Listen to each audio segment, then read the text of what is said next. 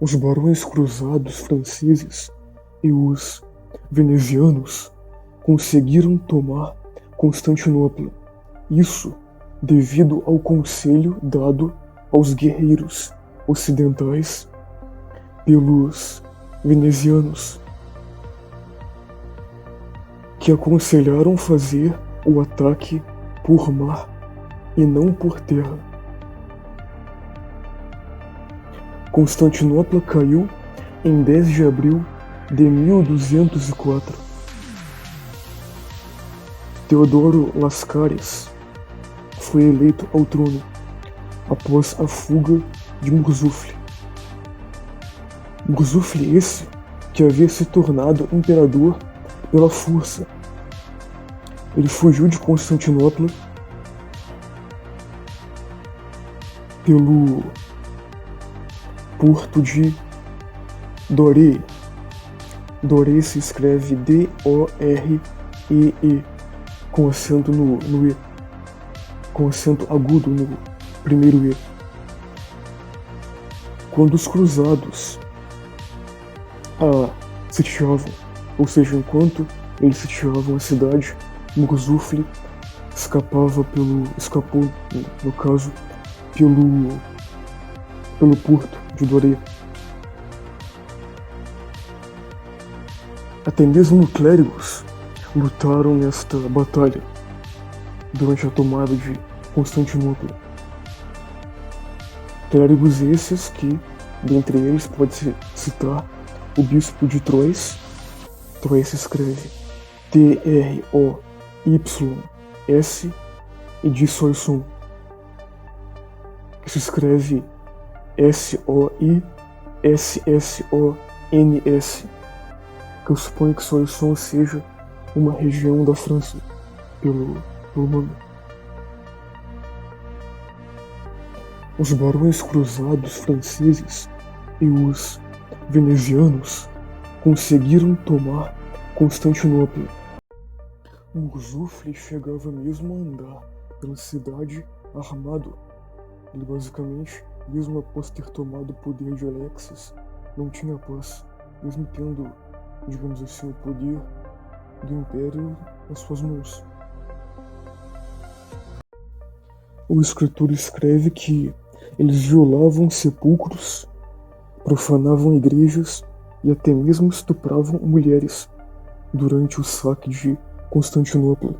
Eles chegaram mesmo a violar o túmulo do imperador Justiniano, ou seja, o imperador Justiniano teve seu túmulo violado pelos latinos, embora eles chamam de latinos, mas haviam entre eles mais do que apenas homens das nações italianas, pode-se dizer assim.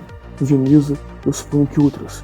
Haviam homens além destas, que vinham, digamos, que tinham origens além destes lugares. Também haviam franceses, mas o escritor escreve que eles faziam tais ações.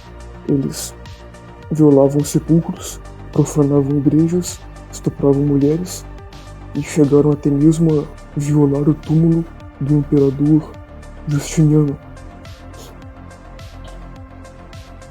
Eles destruíram, inclusive, obras de arte gregas.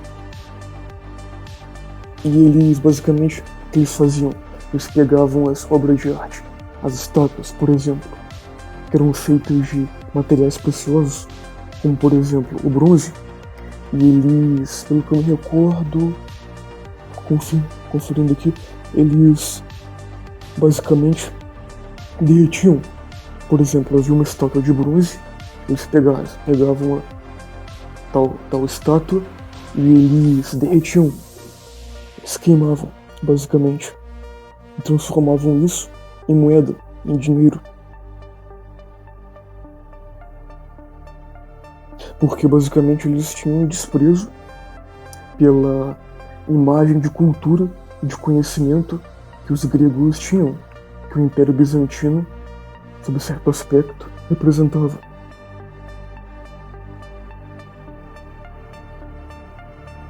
Balduíno inclusive chegou a tomar como espólio, dentre as coisas que lá haviam os gregos, uma parte da cruz de Cristo. Inclusive chegou, pelo que eu vi, isso é verdade, a tomar parte dos cabelos da cabeça de Cristo. No caso, entre as relíquias que lá havia os cabelos da cabeça do menino Jesus, junto com, como eu disse anteriormente, uma parte da cruz de Cristo. Porque eles saquearam basicamente muitas relíquias e também dentre as obras de arte, por exemplo, que eles queimavam, as que eram feitas de materiais preciosos, de bronze, transformavam em dinheiro, em moeda, eles encontravam relíquias nas igrejas. E dentre essas relíquias, que Balduíno, por exemplo, tomou uma delas, que era uma parte da cruz de Cristo, eles também encontraram cabelos da cabeça de Cristo que, no caso, pertenciam ao Cristo menino, ao Cristo, digamos assim, que durante a sua infância eu suponho que eles preservaram e que, ao longo das eras, ao longo dos séculos, foi guardado. Eles tomaram como espólio.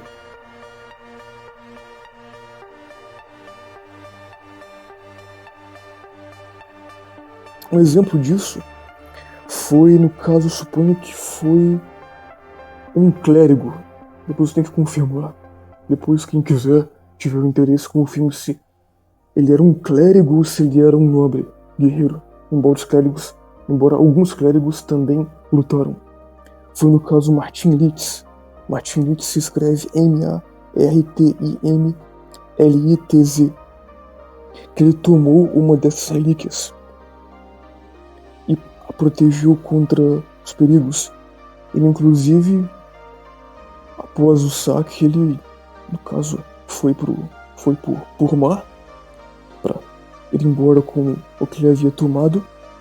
O escritor escreve que ele foi protegido durante a tempestade, porque após tomar o que ele viu como importante para ele basicamente foi escapar por mar e foi guardado durante a tempestade.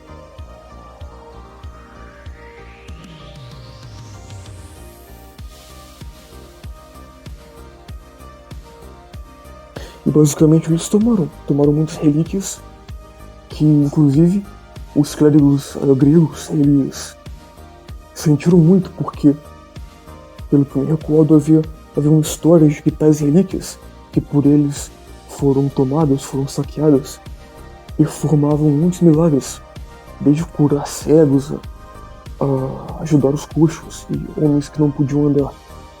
E tais latinos, entre aspas, como eu disse anteriormente, tais invasores tomaram tais relíquias, que segundo o testemunho de tais clérigos gregos, faziam muitos milagres, desde a cura de cegos, a cura de coxos, de homens que não podiam andar. E realmente, isso é verdade.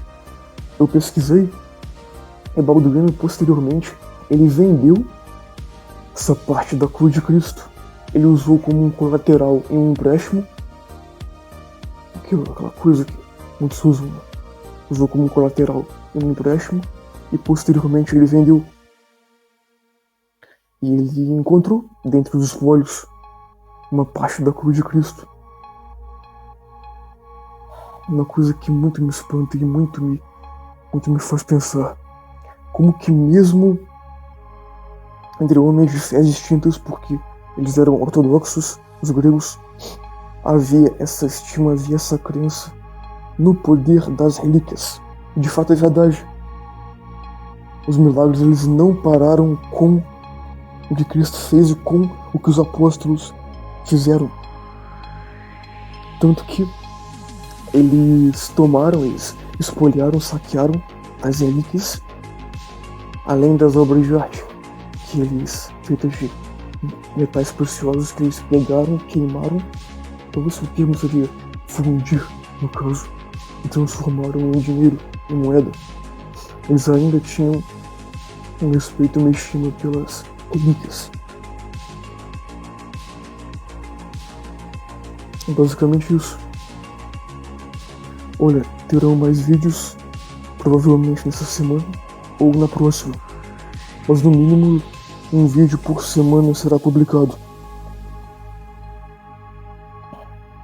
Olha, se tu gostaste do vídeo, sinta-se à vontade para doar algum dinheiro, para ajudar com algum dinheiro, com base em quanto tu viste que o vídeo te ensinou e te ajudou. Que Deus Altíssimo te abençoe. Mais vídeos serão publicados. Ou mais um nesta semana, ou provavelmente só um na próxima semana. Tenha um bom dia.